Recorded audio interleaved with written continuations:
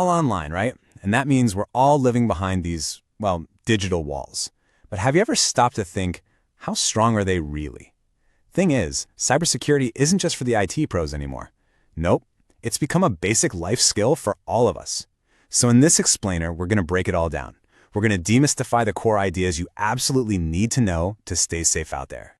So let's start with a big question. What does it really mean to be secure online? I mean, really? It sounds simple, right? But the answer? Well, it's actually pretty elegant and surprisingly structured. It's way, way more than just having some antivirus software running. It's all about this constant, kind of delicate balance of three key ideas. All right, here's the game plan. First, we're going to talk about the 3 pillars of security, what it's all built on. Then, we'll get into the interesting stuff. We'll dissect what a threat actually is and look at a whole gallery of common cyber attacks. And then, and this is the most important part, we're flipping to defense. We'll cover how to guard your identity and how to build what might be the ultimate protection, the human firewall.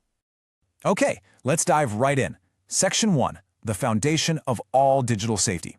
Now, in the biz, this is known as the CIA Triad. And before you ask, no, not that CIA. This is something totally different.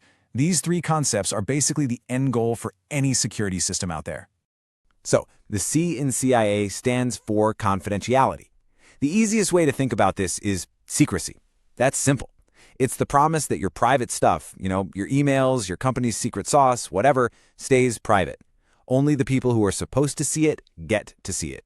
It's like security's version of a locked diary. All right, next up is the I, and that's for integrity. This one is all about trust. Can you trust your data? Integrity means that what you're seeing is what was actually sent or saved. It hasn't been messed with, tweaked, or corrupted by some bad actor behind the scenes.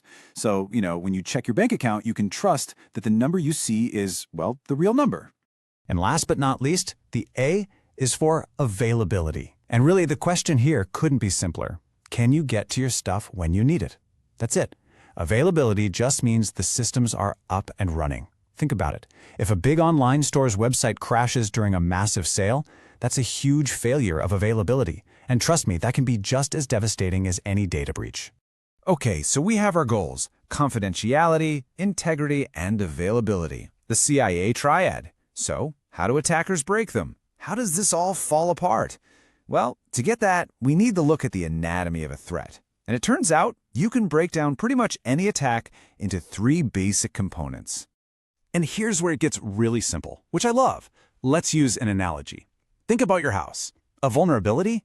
That's like an open window. It's just a weakness, a potential problem. An exploit? That's the rock sitting on your lawn. It's the tool someone could use to take advantage of that open window. But neither of those are a problem on their own, right? The threat? That's the robber standing there, holding the rock, looking at your open window. See? It's the combination of all 3 that turns a potential problem into a real danger. All right. So we get the building blocks of an attack. Now let's take a look at the real deal. Some of the most common ways attackers actually tried to smash our CIA Triad. Welcome to the Digital Rogues Gallery. First on the list, the denial of service attack, or DOS. This is a head-on assault on availability. Picture this. A hacker just floods a website with millions upon millions of bogus requests, all at the same time. The server just panics. It gets so bogged down trying to sort through all that junk that it can't get to the real users, people like you and me. And just like that, the service is denied. Okay, next we have social engineering. This is a totally different beast. It's the art of psychological manipulation. The target here isn't a computer. It's you. It's a person. The classic example, and we've all seen them, is the phishing email. You know that message that looks so legit, trying to trick you into giving up your password or clicking a bad link. It's a direct attack on confidentiality, using your own trust against you. Then you've got the really sneaky one, the man-in-the-middle attack. Just like it sounds, an attacker wedges themselves right in between you and whatever you're connecting to. Think about that sketchy public Wi-Fi at the coffee shop. Once they're in the middle, they can just listen in on everything. That's a hit on confidentiality. Or even worse, they can change the information going back and forth, which breaks integrity. So let's just pull this all together for a second. You can see how each of these attacks maps right back to those 3 pillars we talked about. Denial of service, that's all about knocking out availability. Men in the middle, that's a double whammy. It can hit both confidentiality and integrity. And phishing, That goes straight for the jugular of confidentiality, trying to trick you into spilling your secrets. Okay, that's enough of the doom and gloom. We know what the threats are. So the big question is, how do we fight back? Let's switch gears and talk about your first line of defense, guarding your digital identity. And look, it has to start with passwords. I know, we hear about it all the time, but the difference between a weak password and a strong one is just massive. A strong one is long, we're talking 12, 15 characters or more. It's complex, a jumble of uppercase, lowercase, numbers, symbols, and yeah, I know it's a pain, but changing them regularly, still a really, really good idea. But here's the thing, even the best password isn't a silver bullet. And that's exactly why multi-factor authentication, or MFA, is such a game changer. It's simple, really. It just means you have to prove who you are in at least 2 different ways.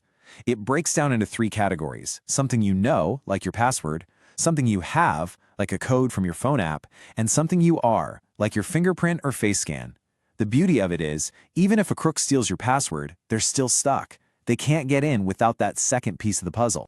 Now, when you scale this up to a big company, this whole process is managed by something called the AAA framework. Think of it as 3 steps. First, authentication. That's you proving you are who you say you are with your password and that MFA code. Okay, you're in. Next is authorization. Now that you're in the door, what are you actually allowed to do? Which files can you see? Which buttons can you click? And finally, accounting. Everything you do is logged and recorded. It's a full end-to-end system for managing who gets in, what they can do, and keeping a record of it all. So we've talked about passwords and tech and frameworks, but the final, and you could argue, the most critical piece of this whole puzzle, it isn't software. It's not a device. It's us. It's people. It's all about building the human firewall. So how do you do that? How does a company build this human firewall? Well, it usually comes down to a few key things. It kicks off with user awareness, just making sure everyone knows what a phishing email looks like and is generally conscious of the threats out there. Then you follow that up with formal user training on the actual security rules and policies. And believe it or not, it also includes physical access control. Because sometimes the biggest threat to your data isn't a hacker 1,000 miles away, it's someone who just walks right into the server room. And this quote right here just says it all, doesn't it? No matter how many security features you configure, people are always a vulnerability that can be exploited. You can have all the fancy, expensive tech in the world, but at the end of the day, an attacker just needs one person. One person to click the wrong link. One person to hold the door open. That's all it takes. So, let's leave it with this final question to chew on. Your systems are patched, your firewalls are up and running, but is your biggest vulnerability sitting right there in the chair next to you? It's a powerful thought, because while people can be the weakest link, with the right mindset and training, they can also become your absolute strongest defense.